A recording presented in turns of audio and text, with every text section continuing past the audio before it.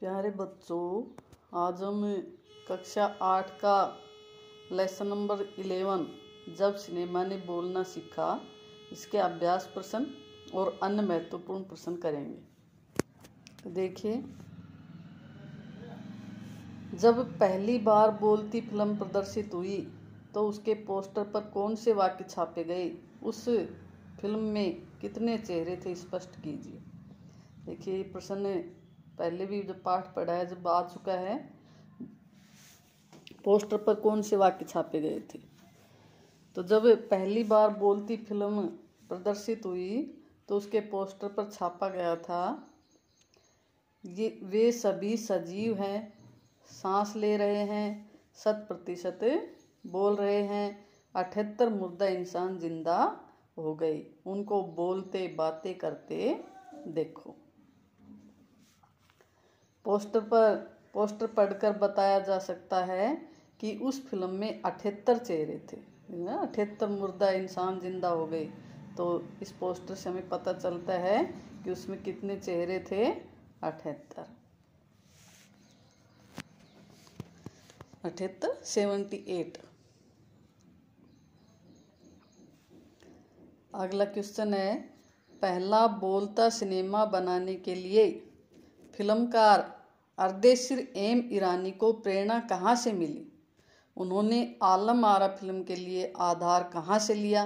विचार व्यक्त कीजिए। तो ये फिल्म बनाने के लिए प्रेरणा कहाँ से मिली, ये भी जो है आपके क्वेश्चन है आ चुका है। तो पहला बोलता सिनेमा बनाने के लिए फिल्मकार अर्देशीर एम ईरानी को प्रेरणा हॉलीवुड की फिल्म सोबोट से मिली। किससे मिली थी? सोबोट से। सहवाग फिल्म आलम आरा बनाने का आधार उन्होंने पारसी रंगमंच के लोकप्रिय नाटक को बनाया। आधार क्या बनाया? पारसी रंगमंच का जो लोकप्रिय नाटक था उसको आधार बनाया और उसी आधार पर पटकथा तैयार की। अगला क्वेश्चन है, विट्ठल का चयन आलम आरा फिल्म के नायक के रूप में हुआ, लेकिन उन्हें हटाया क्यों गया? विट्ठल ने पुनः नायक होने के लिए क्या किया? विचार प्रकट कीजिए। तो विट्ठल का चयन आलम आरा फिल्म के नायक के रूप में हुआ, किंतु उन्हें इसलिए हटाया गया क्योंकि उन्हें उर्दू बोलने में मुश्किल होती थी। उर्दू भाषा जो है उन्हें नहीं आती थी, इसलिए उर्दू बोलने में उन्हें मुश्किल होती थी, इसलिए हटाया गया। उन्होंने उस सहवाग फिल्म का नायक बनने के लिए मुकदमा कर दिया। उनका मुकदमा वकील मोहम्मद अली जिन्ना ने लड़ा था। विट्ठल मुकदमा जीत गए और पुनः नायक बने।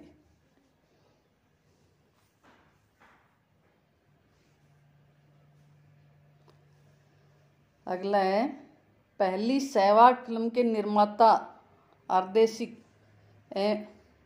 निर्देशक अर्देशीर को जब सम्मान किया गया, जब उसे सम्मानित किया गया, तब सम्मानकर्ताओं ने उनके लिए क्या कहा था? अर्देशीर ने क्या कहा और इस प्रसंग में लेखक ने क्या टिप्पणी की है, ये सब बताना है। तो पहली सहवाग फिल्म के निर्देशक अर्देशीर को जब सम्मानित किया गया, तब सम्मानकर्ताओं ने उन्हें भारतीय सहवाग फिल्मों का पिता कहा। सम्मानकर्ताओं ने क्या कहा था? भारतीय सहवाग फिल्मों का पिता। तब अर्देशीर ने सम्मानकर्ताओं से कहा, मुझे इतना बड़ा खिताब देने की जरूरत नहीं है, मैंने तो देश के लिए अपने हिस्से का जरूरी योगदान दिया है। इस प्रसंग में लेखक ने टिप्पणी की है कि वे अत्यंत विनम्र स्वभाव के व्यक्ति थे। उनकी उपलब्धि को भारतीय सिनेमा के जनक फाल्के को भी अपनाना पड़ा, क्योंकि वहाँ से सिनेमा का एक नया युग प्रारंभ हो गया था। तो फाल्के ने भी उनकी उपलब्धियों को अपनाया। पाठ से आगे के प्रश्न, मूक सिनेमा में संवाद नहीं होते, उनमें दैहिक अभिनय की प्रधानता होती है। पर जब सिनेमा बोलने लगा उसमें अनेक परिवर्तन हुए। उन परिवर्तनों को अभिनेता, दर्शक और कुछ तकनीकी दृष्टि से पाठ का आधार लेकर खोजें, साथ ही अपनी कल्पना का भी सहयोग ले। देखिए, मूक सिनेमा जब सहवाग हुआ तो उसमें अभिनेता, दर्शक और तकनीकी दृष्टि से अनेक परिवर्तन हुए। अभिनेता की दृष्टि से क्या परिवर्तन हुए, देखिए, उसमें काम करने के लिए पढ़े लिखे अभिनेता अभिनेत्रियों की आवश्यकता महसूस की गई, क्योंकि सहवाग सिनेमा में संवाद बोलना आवश्यक था। अब केवल अभिनय और स्टंट करने वाले अभिनेताओं से काम चलने वाला नहीं था। दर्शक की दृष्टि से क्या परिवर्तन हुआ, जहां पहले दर्शक केवल अभिनय ही देख पाते थे और पात्रों के शारीरिक हाव भाव और शारीरिक भाषा को देखकर ही अनुमान लगा लेते थे, वहीं वे अब अभिनय के साथ संवादों का भी आनंद उठा सकते थे। सहवाग फिल्मों का अनुभव और आनंद उनके लिए नितांत अनोखा था।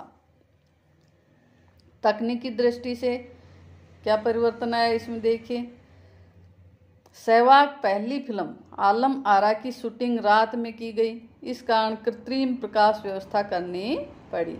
यहीं से प्रकाश प्रणाली विकसित हुई जो आगे फिल्म निर्माण का जरूरी हिस्सा बनी। इसके अलावा हिंदी, उर्दू भाषाओं का महत्व बढ़ा और जन प्रचलित बोलचाल की भाषाओं का प्रचलन हुआ। अगला क्वेश्चन देखिए, डब फिल्में किसे कहते हैं?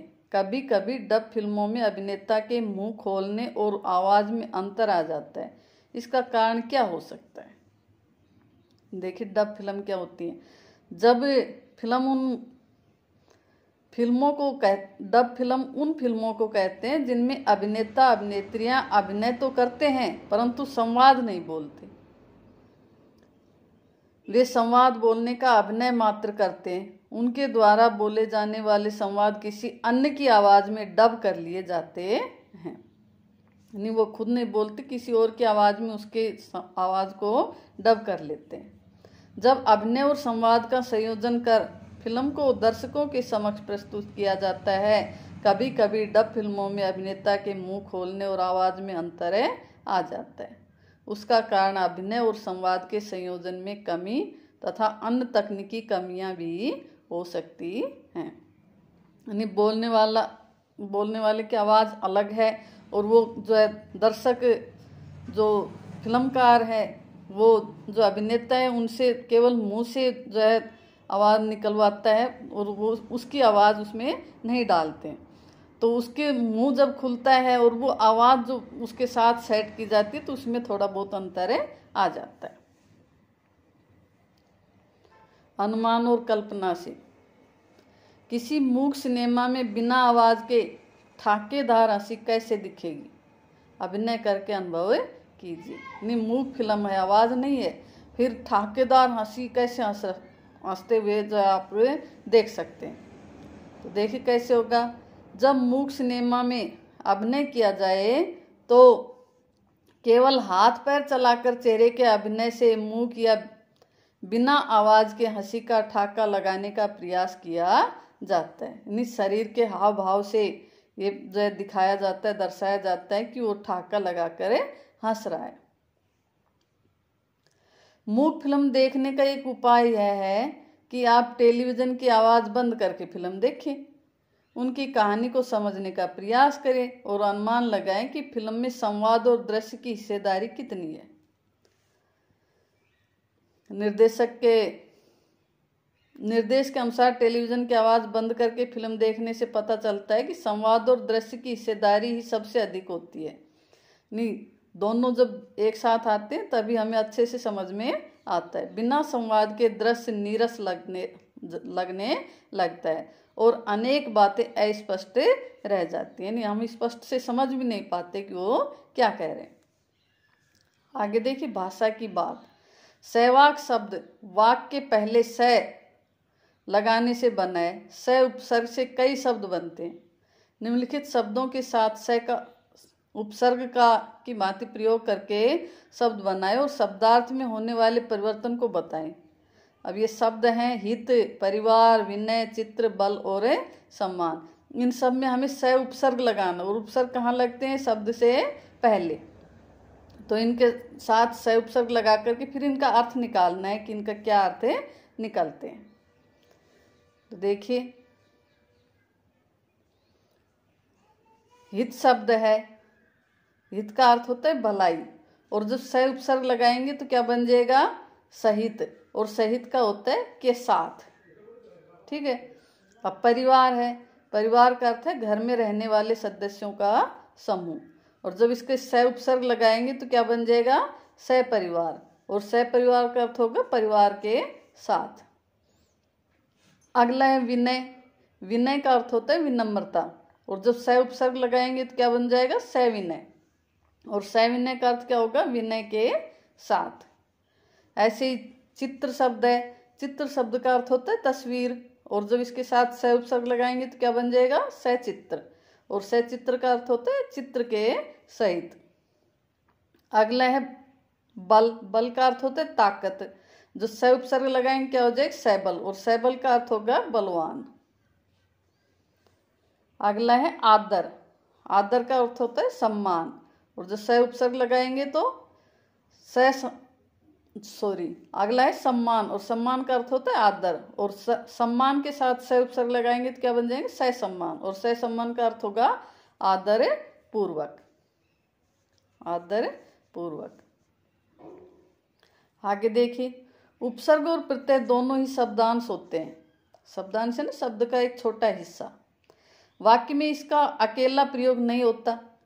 इन दोनों में अंतर केवल इतना होता है कि उपसर्ग किसी भी शब्द के पहले लगता है और प्रत्यय बाद में। हिंदी के सामान्य उपसर्ग इस प्रकार हैं: ए, अन, नी, दु, कै, कु, सै, सु, अद, बिन, औ आदि। पाठ में आए उपसर्ग और प्रत्यय युक्त शब्दों के कुछ उदाहरण नीचे दिए जा रहे हैं, इनको देखें। देखिए, मूल शब्द है वाक, इसमें स उपसर्ग लगाया तो क्या बन गया? सहवाक। एक शब्द है लोचना, और इसमें सु उपसर्ग लगा रखा है तो क्या बन गया? सुलोचना। एक है फिल्म, और फिल्म में कार प्रत्यय लगाया गया और क्या बन गया? फिल्मकार। एक है कामयाब। कामयाब शब्द में ई प्रत्यय लगाया गया है और इससे क्या बना? कामयाबी। इस प्रकार के 15-15 उदाहरण खोज कर लिखिए और अपने सहपाठियों को दिखाइए। यानी आप भी अपनी पुस्तक में से इस प्रकार के उदाहरण खोजें जिनमें उपसर्ग और प्रत्यय लगे हुए हों। ये देखिए, लगे हुए हैं उपसर्ग और प्रत्यय, आप देख सकते हैं।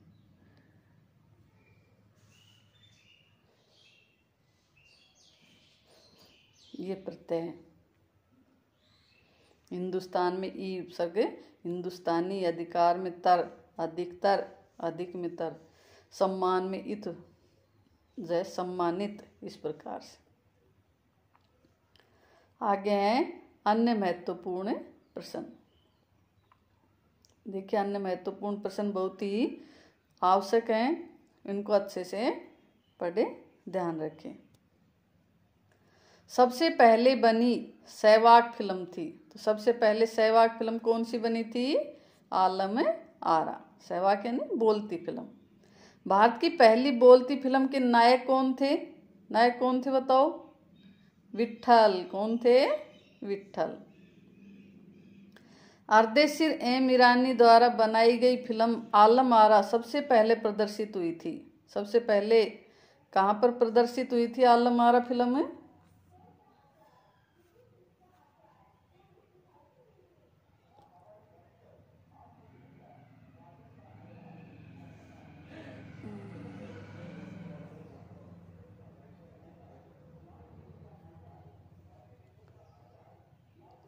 मुंबई में। कहाँ पर प्रदर्शित हुई थी?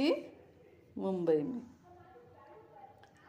सहवाग फिल्म कब प्रदर्शित हुई थी? तो कब प्रदर्शित हुई थी? 14 मार्च 1931।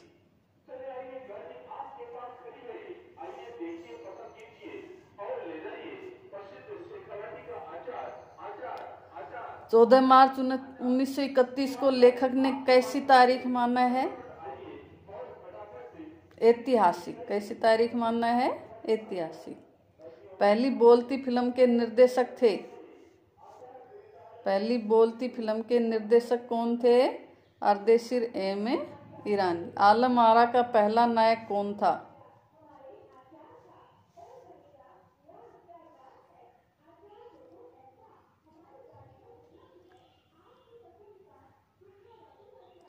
तो आलम आरा का नायक कौन था? विट्ठल। पौराणिक शब्द का अर्थ क्या है? पौराणिक यानी पुराणों से संबंधित। निर्माता निर्देशक अर्देशीर के स्वभाव की सबसे बड़ी विशेषता क्या थी? वो कैसे थे? विनम्र स्वभाव के थे। सहवाग सिनेमा में किस भाषा को बढ़ावा दिया गया था? तो कौन सी भाषा को बढ़ावा दिया गया था? हिंदी उर्दू भाषा को। खालिस्तान भरिए। अर्देशीर ने फिल्म के गानों के लिए खालिस्तान की धुनें चुनी। किसकी धुनें? स्वयं की या दूसरों की? स्वयं की धुनें चुनी थी। मूक युग की अधिकतर फिल्मों को खालिस्तान के प्रकाश में शूट कर लिया जाता था। दिन में या रात में? मूक की कब कर लेते थे? दिन में कर लेते थे।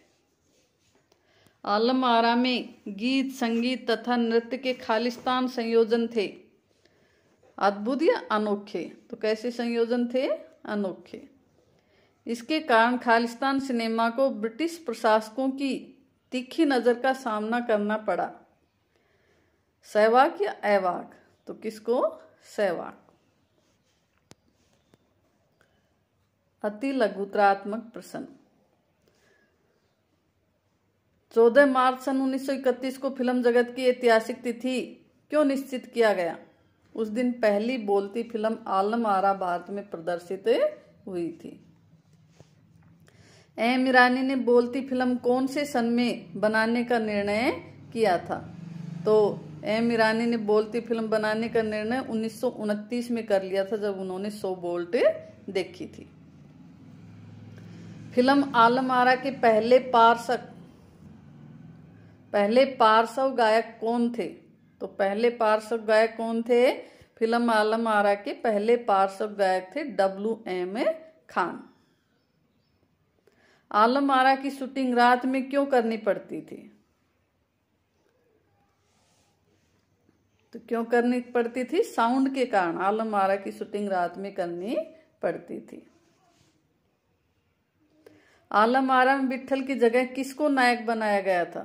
तो विट्ठल की जगह किसको बनाया था? महबूब को। विट्ठल का मुकदमा किसने लड़ा था? मोहम्मद अली जिन्ना ने। आलम आरा फिल्म मुंबई की किस सिनेमा हॉल में प्रदर्शित हुई थी? तो कौन से सिनेमा हॉल में प्रदर्शित हुई थी? मुंबई के मैजेस्टिक सिनेमा हॉल में प्रदर्शित हुई थी। भारतीय सिनेमा में पहली सहवाग फिल्म कौन सी थी? तो भारतीय सिनेमा में पहली सहवाग फिल्म आलम आरा थी। आलम आरा फिल्म में किसके गाने लिए गए थे? तो आलम आरा फिल्म में पारसी नाटक के कुछ गाने जो के त्यों लिए गए थे। पहली बोलती फिल्म किस नाटक से प्रभावित थी? तो पहली बोलती फिल्म पारसी नाटक से प्रभावित थी। आलम आरा फिल्म में किस भाषा को लोकप्रिय बनाया? तो आलम आरा फिल्म ने हिंदी उर्दू की मिली जुली भाषा यानी हिंदुस्तानी को लोकप्रिय बनाया। आलम आरा फिल्म की रील कितनी लंबी थी?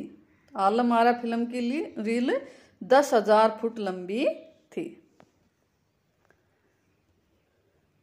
खुदा की शान फिल्म किस विषय पर आधारित थी? खुदा की शान फिल्म सामाजिक विषय पर आधारित थी। पहले सिनेमा में किनका प्रचलन था और क्यों? पहले सिनेमा में देह और तकनीकी भाषा का प्रचलन था, क्योंकि उस काल में मूक फिल्मों का प्रचलन था। बोलचाल की भाषा को कब से बढ़ावा मिला? तो बोलचाल की भाषा को तब से बढ़ावा मिला जब से सहवाग फिल्मों का दौर आया। भारतीय सिनेमा के जनक किसे कहा जाता है? तो भारतीय सिनेमा के जनक फाल्के को कहा जाता है। सिनेमा ने बोलना सीखा का क्या अभिप्राय है? इसका अभिप्राय क्या है? सिनेमा ने बोलना सीखा का अभिप्राय है कि पहले मूक फिल्मों में आवाज़ सुनाई नहीं देती थी, पर अब कलाकारों को हंसते, बोलते और गाते देखा जा सकता है। आलम आरा दर्शकों के लिए अभूतपूर्व अनुभव क्यों थी? अभूतपूर्व यानी जो अनुभव पहले नहीं हुआ। तो आलम आरा से पूर्व दर्शकों के द्वारा देखी जाने वाली फिल्मों में हंसना, बोलना, रोना, गाना आदि कुछ भी सुनाई नहीं देता था, इसलिए यह उनके लिए अभूतपूर्व अनुभव था। अर्देशीर को कब और क्यों सम्मानित किया गया? अर्देशीर ने भारत में सहवाग फिल्मों की शुरुआत की और अनेक फिल्मों के निर्माता निर्देशक रहे। आलम आरा फिल्म के 25 वर्ष पूरे होने पर उन्हें 1956 में भारतीय सहवाग फिल्मों के पिता कहकर सम्मानित किया गया। सहवाग फिल्में शुरू होने का क्या परिणाम रहा? सहवाग फिल्में शुरू होने का यह परिणाम रहा कि लोगों की इनके प्रति रुचि बढ़ी। सहवाग फिल्मों का जनजीवन पर प्रभाव पड़ा। इससे लोगों के दैहिक और सार्वजनिक जीवन में अनेक परिवर्तन आने लगे। निम्नलिखित गद्यांश को पढ़कर दिए गए प्रश्नों के उत्तर दीजिए। देखिए, इस प्रकार के प्रश्न आपके आते हैं, गद्यांश में देख करके उत्तर देने होते हैं। पहली बोलती फिल्म जिस साल प्रदर्शित हुई उसी साल कई मूक फिल्में भी विभिन्न भाषाओं में बनी, मगर बोलती फिल्म का दौर शुरू हो गया था। पहली बोलती फिल्म आलम आरा बनाने वाले फिल्मकार थे अर्देशीर एम ईरानी। अर्देशीर ने 1929 में हॉलीवुड की एक बोलती फिल्म शो बोट देखी और उनके मन में बोलती फिल्म बनाने की इच्छा जगी। पारसी रंगमंच के एक लोकप्रिय नाटक को आधार बनाकर उन्होंने अपनी फिल्म की पटकथा बनाई। इस नाटक के कई गाने जो के त्यों फिल्म में लिए गए। तो उपयुक्त गद्यांश किस पाठ से उद्धत है, नाम लिखिए। तो इसका पाठ का नाम क्या है? जब सिनेमा ने बोलना सीखा। पहले किस तरह की फिल्में बनती थी? तो पहले मूक फिल्में बनती थी। पहली बोलती फिल्म तथा उसके निर्देशक का नाम बताइए। तो पहली बोलती फिल्म कौन सी थी? आलम आरा, और उसके निर्देशक थे अर्देशीर एम ईरानी। पहली बोलती फिल्म की पटकथा किस आधार पर बनाई गई थी? तो इसकी पटकथा किस आधार पर बनाई गई थी? पारसी रंगमंच के लोकप्रिय नाटक के आधार पर। तो ये था आपके अन्य महत्वपूर्ण प्रश्नों सहित जो है बता दिया गया है। अब आप इसको पढ़े, याद करें। थैंक यू, धन्यवाद।